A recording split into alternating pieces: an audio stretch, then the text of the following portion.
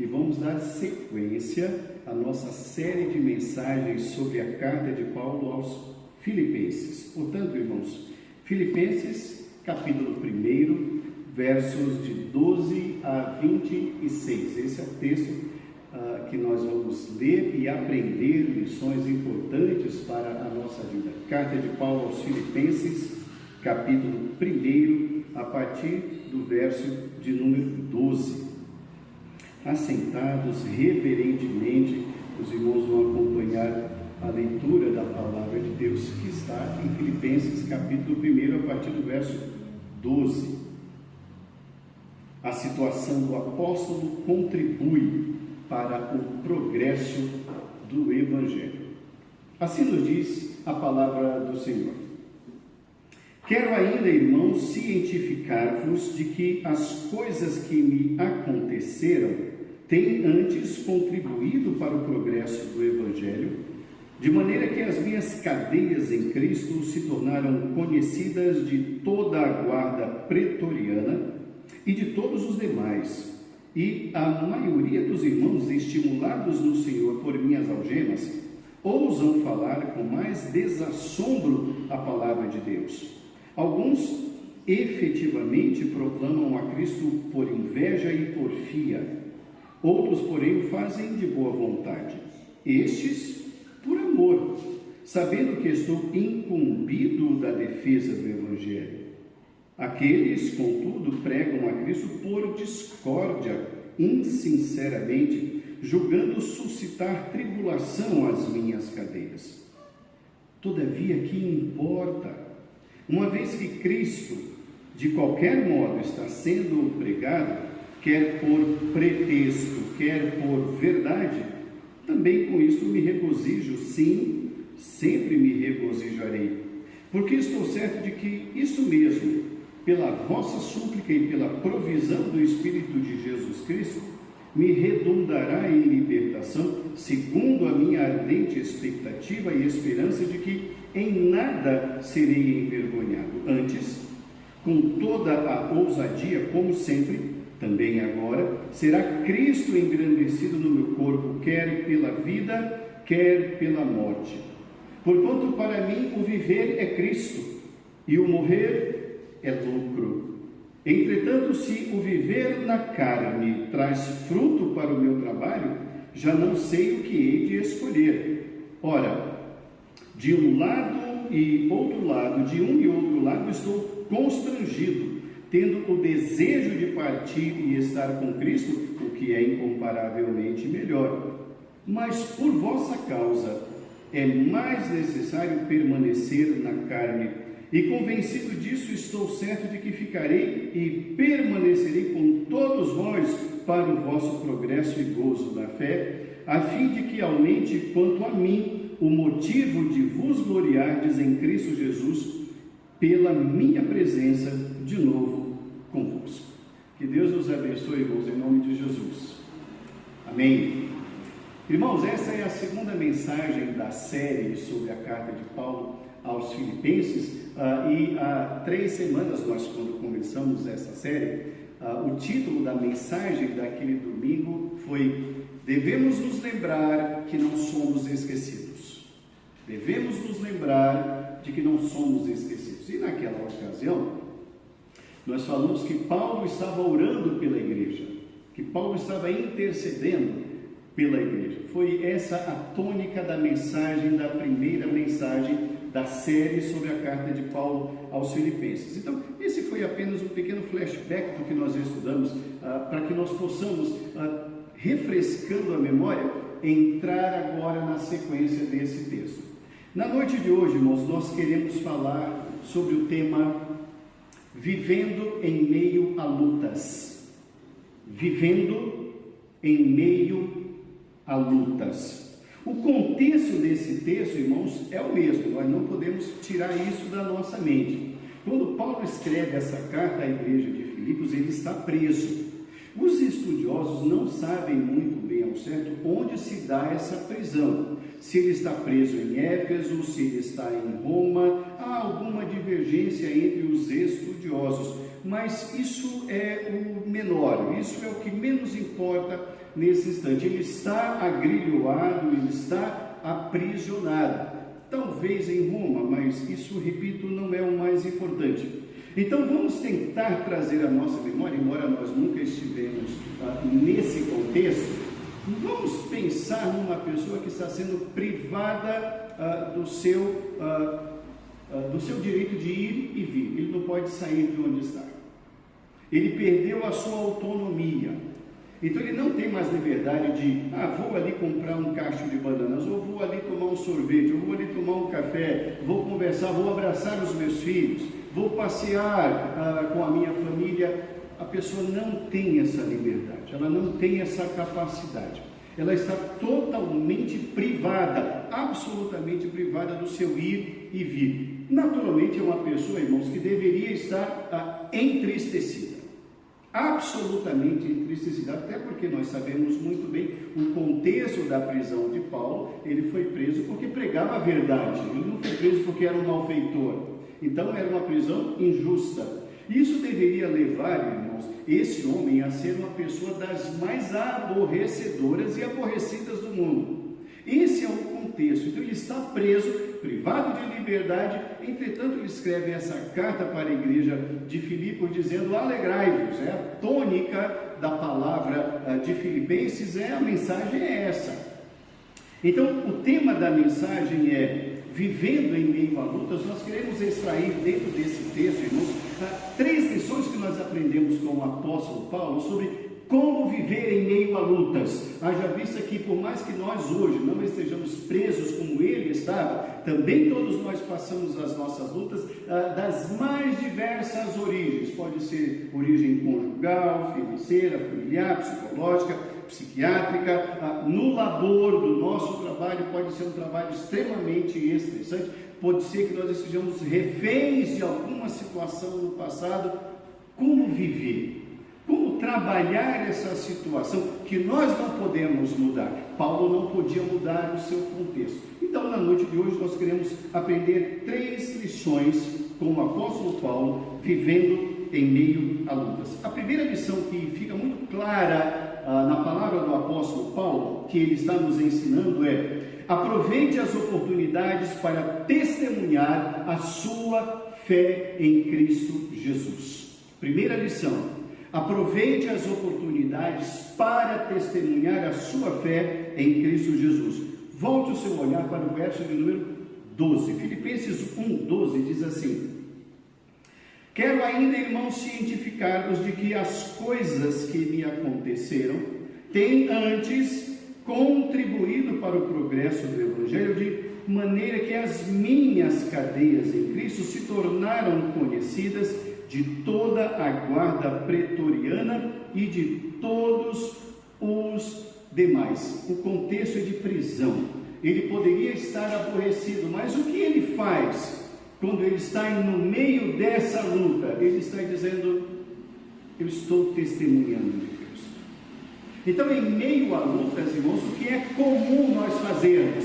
Nós alimentarmos a nossa dor. Isso é o mais comum. A gente fica pensando na dor, a gente fica pensando na injustiça que nos fizeram, a gente fica tentando encontrar culpados para a nossa situação, a gente começa a lamentar as decisões do passado e a gente fica retroalimentando esse ciclo vicioso. É o que geralmente se faz, não é isso que o apóstolo faz. Ele está nos ensinando que as lutas não são empecilho para o testemunho. As lutas devem fortalecer o nosso testemunho e revelar a nossa fé em Cristo, não a amargura da nossa alma. Testemunho: aproveite as oportunidades para testemunhar a fé em Cristo Jesus. O que acontece quando nós assim fazemos? Outras pessoas serão alcançadas. O testemunho de fé alcançará outras vidas que precisam ouvir uma palavra de esperança.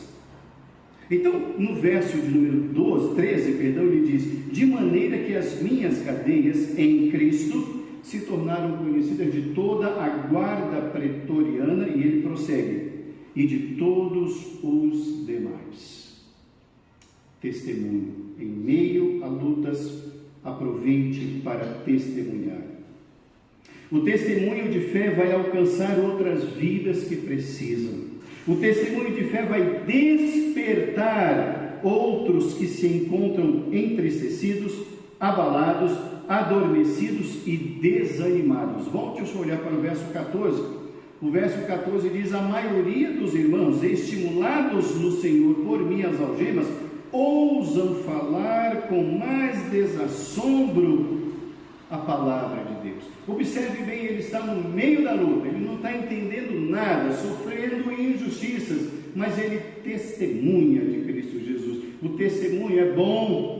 Outras pessoas são alcançadas por Jesus no meio da luta, pelo seu testemunho. E outra coisa, não apenas outras pessoas conhecem a Jesus pelo testemunho do apóstolo Paulo, mas o testemunho dele faz com que outras pessoas sejam despertadas para fazer o mesmo. Pode ser, é o que nós deduzimos nesse texto ali, irmãos, que poderia haver no seu convívio social de clausura alguns outros irmãos em Cristo Jesus ali, perseguidos certamente também como o apóstolo Paulo, e que poderiam estar alimentando a dor, alimentando as lamentações, questionando: Deus, por que eu estou aqui? Deus, por que eu estou sofrendo? Se o Senhor fosse fiel, eu não estaria nessa situação. Coisas dessa natureza. E eles deixaram então, irmãos, se levar pelas dores, pelo sentimento de injustiça. Mas o testemunho do apóstolo Paulo despertou essas vidas para dizer: eu tenho um Deus. Tem um Deus que olha por mim. Tem um Deus que fez uma obra na minha vida muito maior do que essa obra que eu estou atravessando aqui. O seu testemunho, meu irmão, no meio da luta, vai ajudar muita gente e despertar muita gente que hoje pode estar num momento de lutas como você e se esqueceu de testemunhar e de agradecer.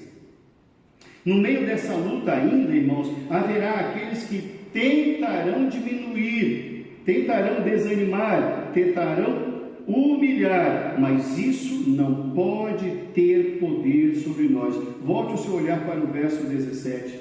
Dentre aqueles que estavam aprisionados ali, diz o verso 17: aqueles, contudo, pregam a Cristo por discórdia, insinceramente, julgando suscitar tribulação às minhas cadeias. Estavam querendo dizer assim para Paulo: você não merece nada. Você antes perseguiu a igreja, hoje você está preso. Olha a sua situação. Sempre vai ter esse tipo de gente tentando diminuir quando a gente estiver bem com Deus. Sempre vai ter. Até mesmo dentre os chamados irmãos em Cristo.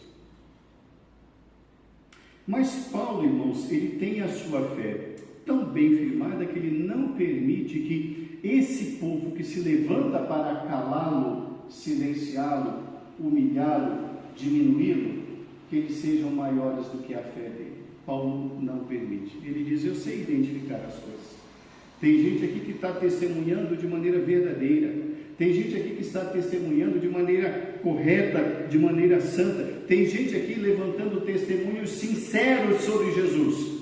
Mas tem muita gente aqui que não fala de Jesus de maneira sincera. Saiba identificar e não permita com que tais pessoas digam de você aquilo que você não é. Falem de Deus aquilo que Deus não é. Deixe. Apenas faça a sua parte. Haverá testemunhos insinceros? Sim, haverá. Haverá testemunhos não verdadeiros? Sim, haverá. Haverá testemunhos não puros? Sim, haverá. Mas nós não podemos nos abater por isso, nem por esse modelo. Nem nós devemos querer esse modelo e nem devemos imitar esse modelo ou seguir esse modelo. Volte o seu olhar para o verso 16. Dentre aqueles que estavam na clausura com o apóstolo Paulo, o verso 16 ele fala, 15 e 16. Alguns efetivamente proclamam a Cristo por inveja e porfia, outros fazem, porém, de boa vontade. Verso 17. Aqueles, contudo, pregam a Cristo por discórdia, sem sinceridade, julgando suscitar tribulação.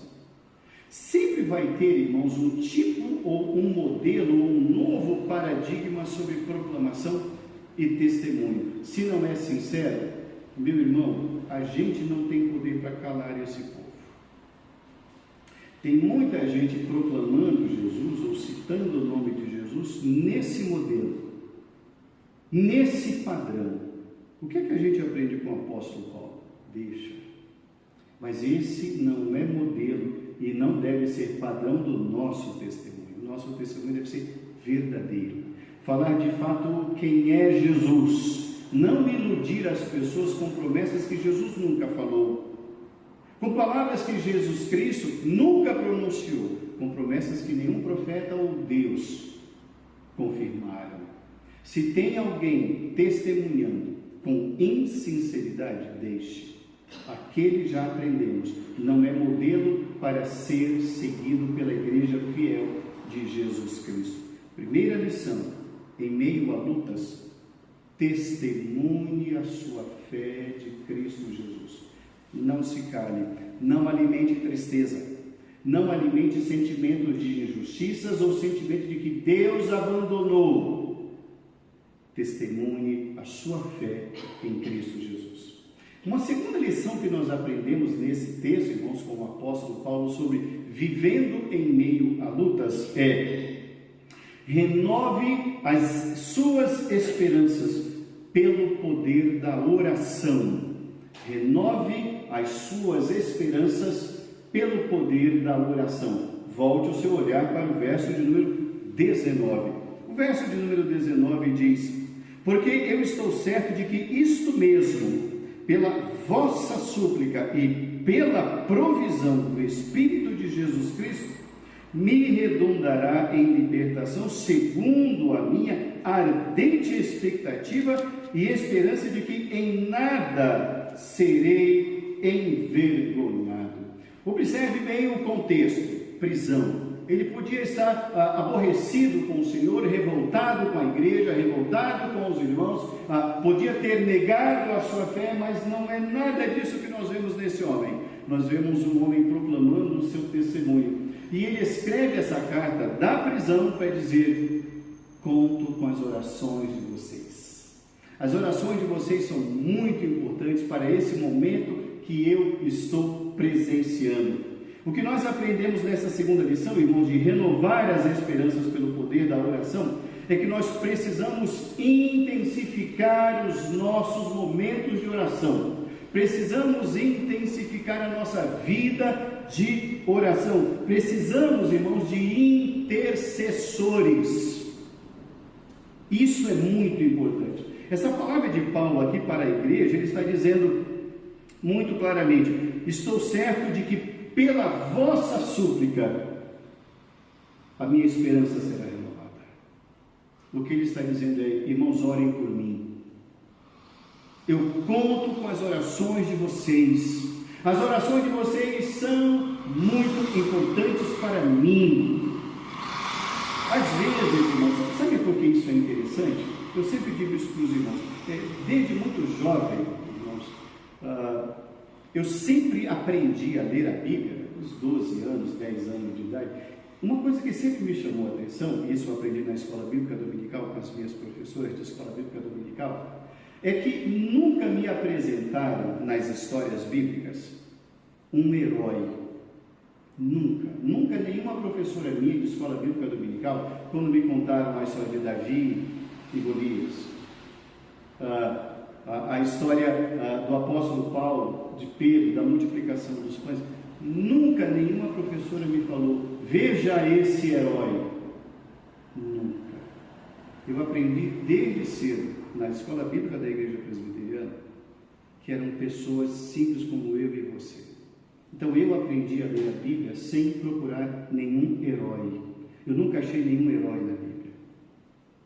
Eu sempre encontrei na Bíblia pessoas de carne e osso. E eu vejo isso aqui em Paulo. Às vezes, irmãos, nós achamos que os líderes são fortes. Deixa eu dizer uma coisa para os irmãos. Não somos. Às vezes nós achamos que um apóstolo, um pastor, um presbítero, um diácono, um regente, um líder, um missionário, ele é forte. Não somos. Somos como você. Não há diferença. Nós temos medos, temos ansiedades, angústias. Nós sofremos, perdemos o sono, temos medo mesmo. Precisamos de oração. Precisamos que pessoas intercedam por nós. E Paulo está dizendo, não se esqueçam de mim nas orações. Mesmo em lutas, irmãos, renove a sua esperança pela oração. Não deixe de orar. Quantas vezes já não aconteceu algo muito semelhante a isso com você? De você estar tão mal que você fala assim, não, eu não tenho hoje a menor condição de orar. Quantas vezes isso já não aconteceu com você? Hoje eu não tenho condição de orar. Meu irmão, essa é a melhor hora para você orar. É a hora que você mais precisa. Você não ora porque você é forte. Nós oramos porque somos fracos e precisamos de força.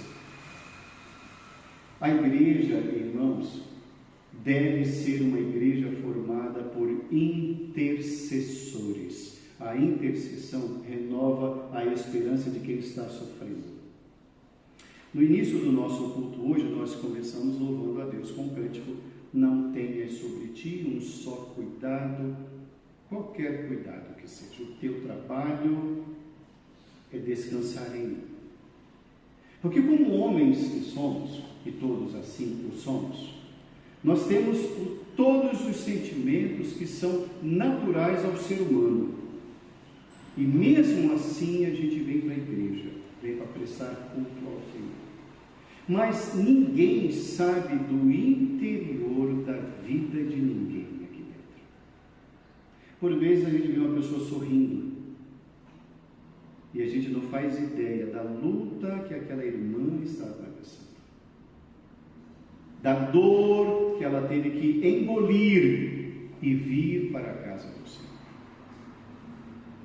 A luta que aquele irmão está enfrentando em casa e que por noites não dorme, mas ele põe tudo isso no bolso e vai para a casa do Senhor adorar ao Senhor. Tudo bem, irmão? Tudo bem. Tudo bem, irmã? Tudo bem. E só Deus sabe como aquela pessoa está. A igreja precisa ser uma igreja, irmãos, uma comunidade intercessora. Interceda. Ore pelo seu pastor. Ore por mim. Todos os dias, ore por mim. Ore pelos presbíteros da igreja.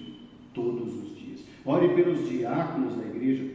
Todos os dias. Ore pelas famílias da igreja. Todos os dias. Sabe por quê? Porque nós não podemos estar com essas pessoas todos os dias, mas o Senhor está presente. E essas pessoas precisam sentir, ter a sensibilidade da percepção da presença de Deus. E Paulo diz: orem por mim. A minha esperança precisa ser renovada. E eu tenho essa convicção. Isso ele faz, irmãos, em meio a lutas. As orações, irmãos, nos conduzem à consagração ao Senhor. Volte o seu olhar para o verso 20. Segundo a minha ardente expectativa e esperança de que em nada serei envergonhado. Antes, com toda a ousadia, como sempre, também agora, será Cristo engrandecido, quer pela vida, quer pela morte. Ele se consagra, ele diz: eu sei que eu posso não sair daqui, mas eu tenho uma convicção muito clara: a minha morte vai glorificar o nome do Senhor. O nome disso é consagração. Ele não tem medo de morrer, ele vai dizer isso daqui a pouquinho. Ele não tem medo da morte. E ele está enfrentando isso em meio a muitas lutas. As orações, irmãos, nos confirmam a plena verdade de que somos do Senhor, de que somos seus filhos, de que somos suas ovelhas. E isso por meio da oração, no meio das lutas. Não espere estar bem para orar. Ore para estar bem. Não espere a perfeição, o momento perfeito, o momento oportuno para orar. Ore, porque jamais alcançaremos a perfeição nesta terra. Mas precisamos orar em todos os momentos nesta terra. A terceira e última lição que nós aprendemos nesse texto, irmãos, vivendo em meio a lutas, aprendemos com o apóstolo Paulo a terceira lição, que é: não perca o sentido nem a vontade de servir aos irmãos. Não perca nem o sentido, nem a vontade de servir aos irmãos. Volte o seu olhar para a leitura dos versos 21 em diante. Porquanto para mim o viver é Cristo, e o morrer é lucro. Entretanto, se o viver na carne traz fruto para o meu trabalho, já não sei o que hei de escolher. De um e outro lado estou constrangido, tendo o desejo de partir e estar com Cristo, o que é incomparavelmente melhor, mas por vossa causa é mais necessário permanecer na carne. Paulo está preso, sofrendo, mas ele está orando, ele está testemunhando, e ele está dizendo: eu quero uma oportunidade de servir ao Senhor com vocês, vivendo em meio a lutas. Mantenha o desejo e a vontade de servir aos irmãos. Ele está aprisionado, insisto nisso, a gente não pode perder isso do nosso referencial. A vida não é boa numa cela, numa clausura, não tem nada de bom ali. Mas ele se lembra dos irmãos e diz: gente, orem por mim para eu não perder a esperança, porque eu vou sair daqui. E eu quero estar com vocês. Se eu morrer, está muito bem, porque é estar com Cristo. O morrer é lucro, estar com Cristo é incomparavelmente melhor. Mas se eu permanecer vivo, traz glória ao Senhor, eu vou estar com vocês. Olha o sentimento dele: eu quero estar com vocês, eu quero ajudar vocês. Mesmo com toda a sua mobilidade reduzida, mesmo privado de liberdade, Paulo desejava servir a Deus, servir aos irmãos e servir à igreja de Cristo ali em Filipos. O serviço e o prazer em servir motivavam e alegravam o apóstolo. Ele tinha motivos de queixas? Ah, com certeza. Podia viver uma vida de lamúrias? Puxa vida, certamente. Mas ele diz: eu quero servir ao Senhor, eu quero servir aos irmãos, eu quero estar no meio de vocês, porque se isso vai redundar em benefícios para vocês, eu não quero partir e estar com Cristo agora, eu quero estar com vocês, porque eu sei que eu sou importante. Ele sabe disso, ele é uma bênção, e é mesmo. Ele não está jogando confetes em si mesmo. Paulo não é disso. Ele mesmo diz: eu sou o pior de todos os pecadores. Ele sabe da sua condição, mas ele sabe o quanto ele é canal de bênção para a vida da igreja. Ele sabe disso. Então ele diz: eu quero servir. Não há razões para queixas ou lamentações, mas há alegria em querer ser útil aos irmãos. Mesmo em lutas, lute pelo crescimento espiritual dos irmãos. Lute pelo crescimento espiritual deles. Observe bem o verso de número 25. Estou tão convencido disso, estou certo de que ficarei e permanecerei com todos vós para o vosso progresso e gozo, alegria na fé. Eu quero ajudar a igreja, eu quero servir ao Senhor. Paulo esconde todas as suas dores, irmãos, no seu bolso. e ele não transparece nenhuma palavra de amargura, de descontentamento para a igreja de Cristo Jesus. Esconda a sua dor na cruz do Senhor. Consagre a sua força, o seu conhecimento para a glória do nome do Senhor.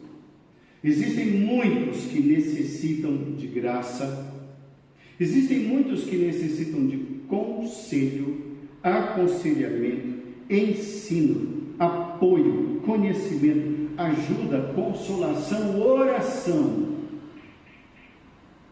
E Deus vai usar você para alcançar essas vidas, mesmo no meio das lutas.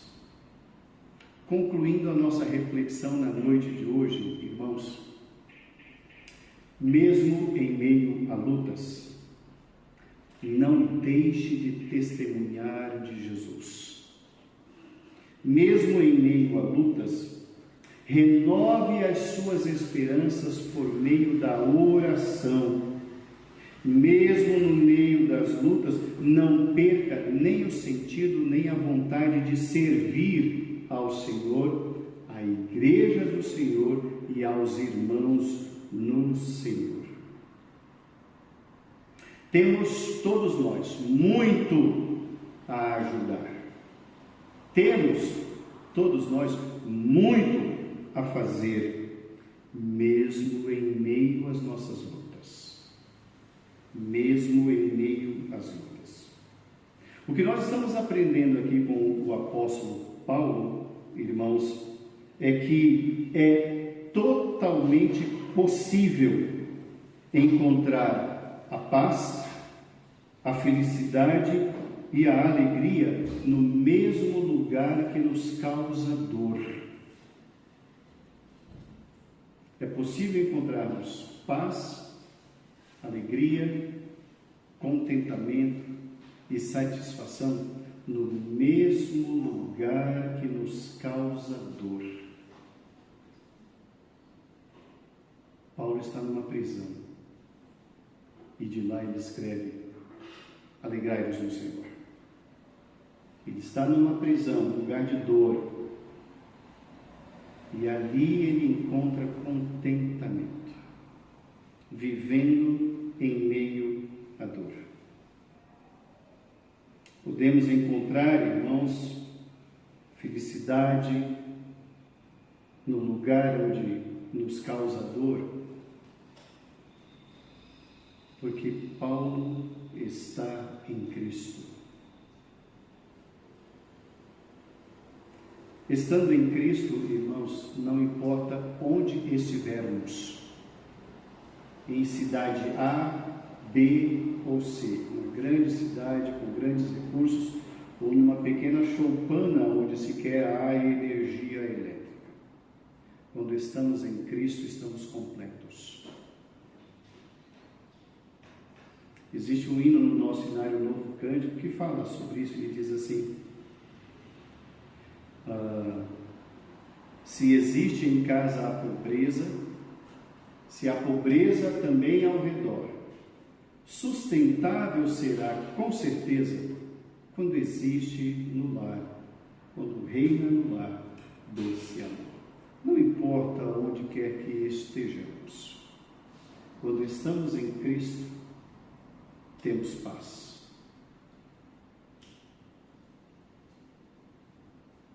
Quando Cristo habita em nós e quando nós estamos em Cristo. Cristo é a única razão da nossa alegria, mesmo em meio a lutas. Em meio a lutas, testemunhe. Em meio a lutas, renove a sua esperança por meio da oração. Não abra mão da oração. Aprenda a interceder. Não sabemos o dia ou a vida do outro. Interceda. Em meio às lutas, não perca o desejo de servir e de ajudar. Vivendo em meio a lutas. Não importa quais sejam, vivendo em meio a lutas, vamos testemunhar.